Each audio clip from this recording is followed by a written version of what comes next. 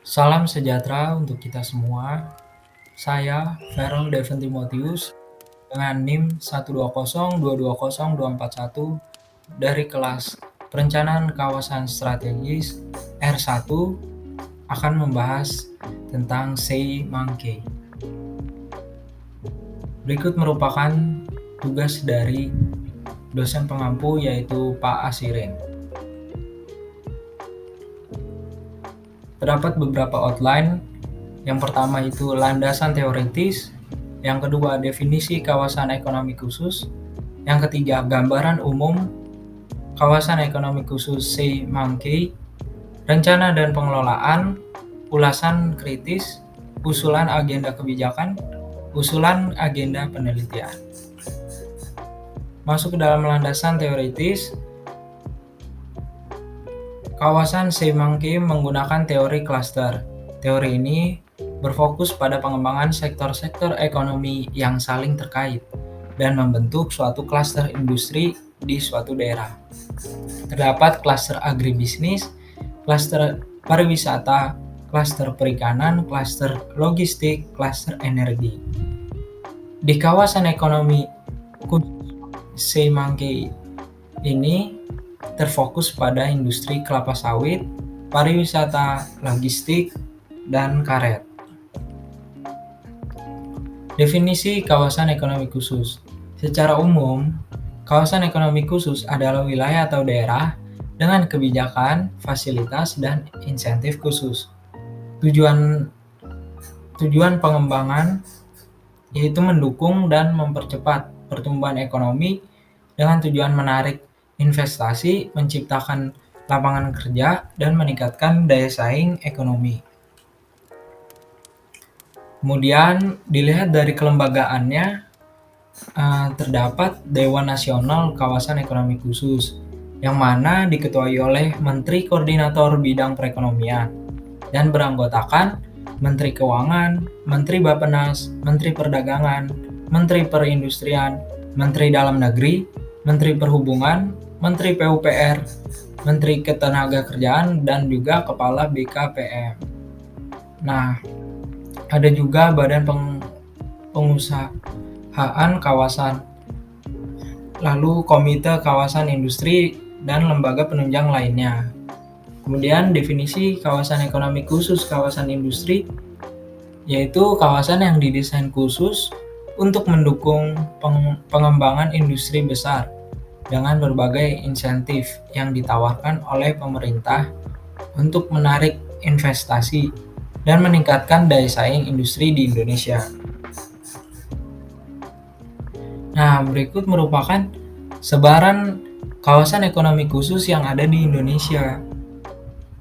Untuk kawasan ekonomi khusus Sei Mangke berada di nomor 2. Kawasan ini memiliki kegiatan utama industri pengolahan kelapa sawit, industri pengolahan karet, pariwisata, dan juga logistik. Dapat dilihat berikut sebarannya, ada di Pulau Sumatera, Pulau Jawa, Kalimantan, Sulawesi, dan juga Papua. Masuk ke dalam gambaran umum kawasan ekonomi khusus Sei Mangke. Landasan hukum. Berdasarkan landasan hukum, diresmikan beroperasi mulai dari PP nomor 29 tahun 2012.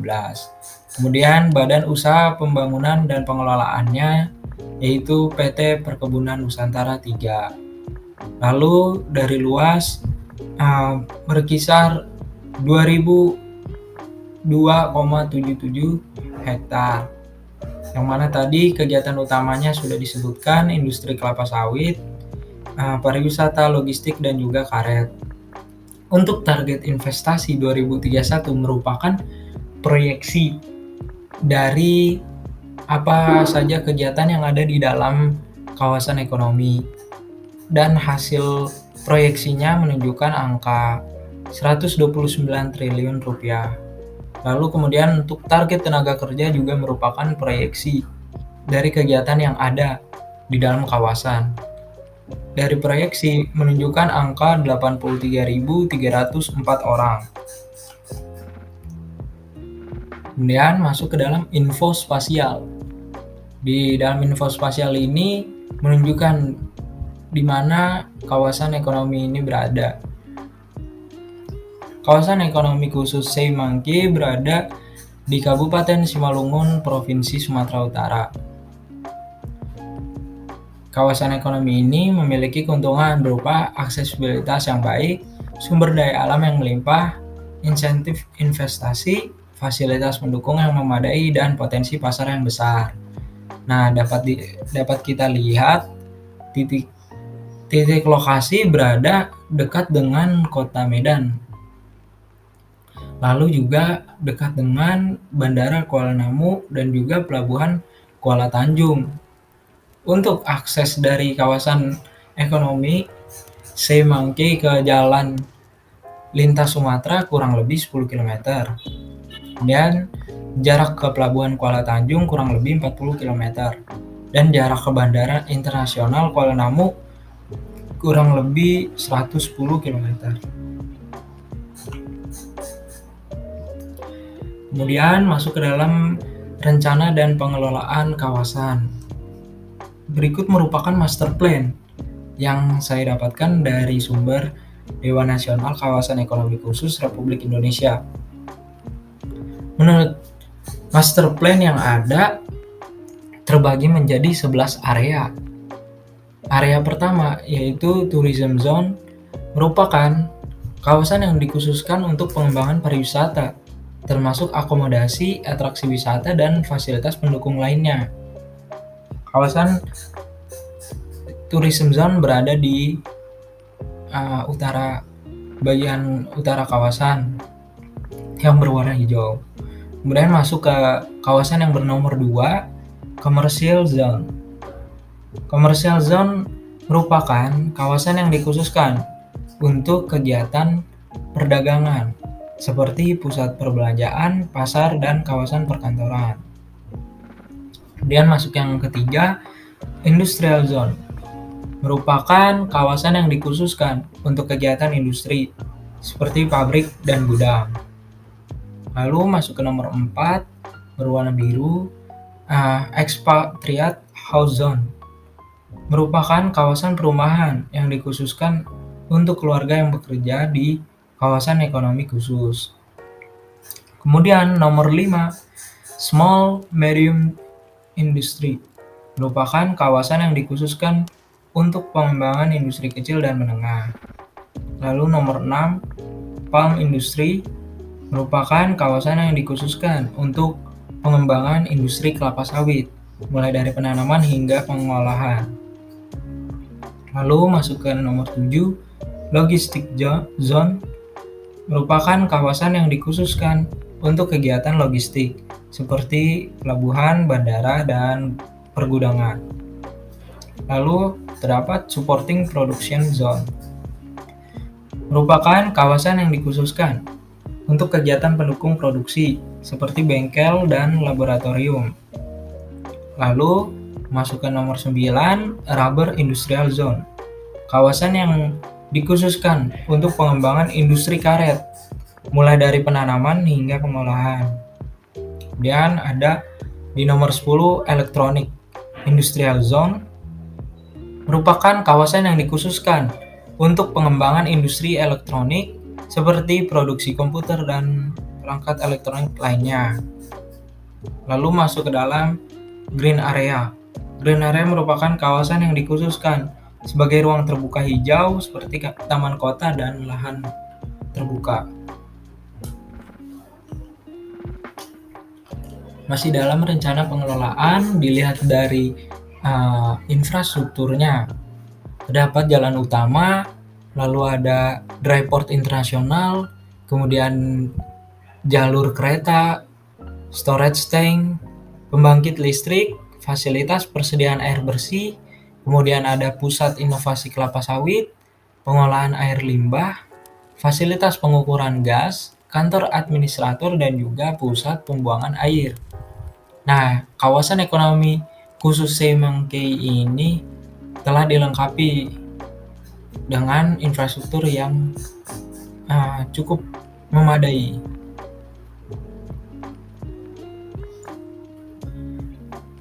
Lalu selanjutnya masuk ke dalam uh, pembahasan di mana potensi-potensi yang ada dari kawasan. Yang pertama, kawasan ekonomi khusus Semanggi memiliki potensi untuk mengembangkan industri kelapa sawit, karet, tekstil, kimia, pangan, dan bahan bangunan. Yang kedua, industri kelapa sawit memiliki potensi untuk menghasilkan berbagai produk turunan dari kelapa sawit tadi, seperti minyak goreng, margarin, sabun, dan biodiesel. Lalu industri karet menghasilkan produk seperti ban, produk teknik untuk industri dan otomotif, produk lateks, dan produk karet keperluan umum. Kemudian yang keempat, industri tekstil menghasilkan produk benang, kain, dan pakaian jadi. Lalu industri kimia menghasilkan produk seperti sabun, plastik, dan obat-obatan. Lalu industri pangan menghasilkan produk seperti minyak goreng, gula, dan makanan kemasan. Lalu yang ketujuh, industri bahan bangunan dan umum menghasilkan produk seperti kayu gergajian, kayu lapis, dan marmer. Nah, terdapat peluang investasi di kawasan ekonomi khusus Semanggi. Yang pertama ada dari zona industri, terdapat oleochemical, biodiesel, surfactant, cattle feed, energi dari POM, kemudian energi dari biomas, kertas, pupuk, industri karet, dan industri kecil menengah. Untuk dari zona logistik, terdapat dry port, liquid storage center, pergudangan, intermoda, packaging center, dry waste processing, instalasi pengolahan air, instalasi pengolahan air limbah, dan medical center. Untuk dari zona pariwisata, terdapat area komersil, lapangan golf, hotel dan clubhouse, exhibition center, convention center, area rekreasi, pusat kebugaran, shopping arcade, dan juga media center. Nah, sekarang kita masuk ke dalam ulasan kritis. Saya mengkelompokkan menjadi 3, yaitu sumber daya, infrastruktur, dan juga insentif. Dari sumber daya itu terdapat pekerja lokal perlu pelatihan agar meningkatkan kualitas pekerja. Lalu yang kedua itu masalah lingkungan atau akumulasi dampak dari industri. Perlu dokumen rencana, tidak hanya AMDAL tetapi KLHS juga. Jadi biasanya kalau AMDAL itu harus ada tiap pelaksanaan proyek dari vendornya, tetapi KLHS itu merupakan produk dokumen dari bupati atau pemerintah daerah untuk mengkaji daerah situ. Jadi tidak hanya RDTR yang muncul tetapi juga bersamaan dengan KLHS untuk pengujiannya. Lalu infrastruktur, demi menunjang peran kawasan ekonomi khusus Semanggi terhadap Provinsi Sumatera Utara perlu perhatian khusus terutama di jalan. Jadi infrastruktur jalan sebagai jalur distribusi. Kemudian insentif. Insentif kiranya dapat menarik investor lebih banyak sehingga proyeksi target investasi sekitar 129 triliun rupiah dapat tercapai dan berdampak positif ke daerah sekitar. Nah, selanjutnya usulan agenda kebijakan. Untuk usulan agenda kebijakan yang ini merupakan 5 hasil pertumbuhan hijau yang diharapkan. Ini merupakan target dari Bappenas terhadap kawasan ekonomi khusus Semanggi. Yang pertama yaitu pengurangan emisi gas rumah kaca. Lalu yang kedua ketahanan sosial, ekonomi, dan lingkungan. Yang ketiga pertumbuhan ekonomi yang berkelanjutan. Lalu pertumbuhan yang inklusif dan merata, dan juga ekosistem penyedia jasa lingkungan yang tetap sehat dan produktif. Nah, selanjutnya untuk usulan agenda kebijakan terdapat peningkatan infrastruktur di sekitar. termasuk jalan, pelabuhan, dan bandara untuk memudahkan transportasi dan logistik terhadap kegiatan kawasan ekonomi. Lalu mempercepat proses perizinan dan pengaturan tanah agar lebih efisien dan dapat menarik lebih banyak investasi. Lalu yang ketiga, meningkatkan penggunaan teknologi hijau dan ramah lingkungan untuk menjaga keberlanjutan lingkungan di sekitar kawasan ekonomi khusus. Nah, yang selanjutnya itu ada TPZ bonus. TPZ bonus itu misalkan ada pengembang atau vendor yang ingin membangun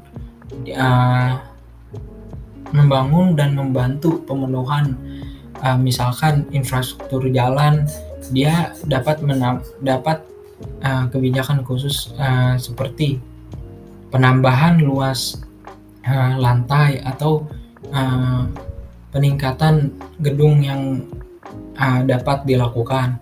Kemudian juga ada TPZ performa. Oh iya, sebelumnya TPZ itu merupakan teknik pengaturan zonasi. Untuk itu akan mengatur kebijakan lebih detail bangunan terhadap tata ruangnya. Untuk TPZ performa dapat dicari dahulu apa yang menjadi poin utama dari kawasan ini. Nah, dari TPZ performa ini akan sebagai contoh misalkan dari situ terdapat aglomerasi nanti. Aglomerasi dari klaster-klaster yang ada. Nah, dari TPZ performa dapat mengatur kebijakan di mana nanti untuk peredaran barang yang keluar dari kawasan ekonomi harus melewati jalan A, B, C. Untuk jalan itu melewati industri-industri atau UMKM kecil. Jadi persebarannya merata dari jadi persebaran UMKM kecil dapat dilewati juga untuk jalur-jalur ekonominya. Baik, selanjutnya terdapat usulan agenda penelitian, yaitu penelitian tentang efektivitas sistem manajemen lingkungan dan upaya pengendalian polusi, lalu penelitian tentang potensi pengembangan energi terbarukan seperti energi surya, angin, dan biomasa, lalu penelitian tentang pemilihan dan pengembangan tanaman alternatif yang dapat tumbuh baik sebagai pengganti lahan yang rusak, lalu penelitian tentang pengembangan teknologi pengolahan limbah untuk menghasilkan produk yang memiliki nilai ekonomis. Kemudian penelitian tentang evaluasi dampak sosial dan ekonomi dari kawasan ekonomi khusus Semanggi terhadap masyarakat lokal. Baik, sekian presentasi dari saya. Apabila ada salah-salah kata, mohon maaf. Terima kasih dan sampai jumpa.